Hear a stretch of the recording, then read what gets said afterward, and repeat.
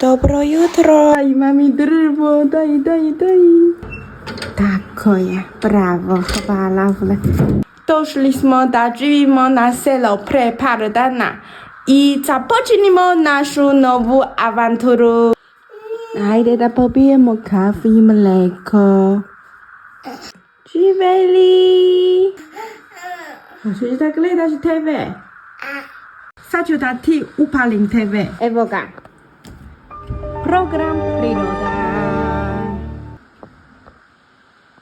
伤心的时候，让你感觉到被爱。你怎么？啊，这样子，他的鼻子红红的，对吗？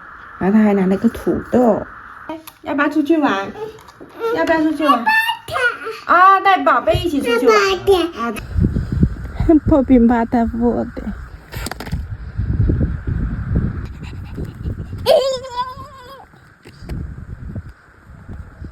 Mama się tak kłóca.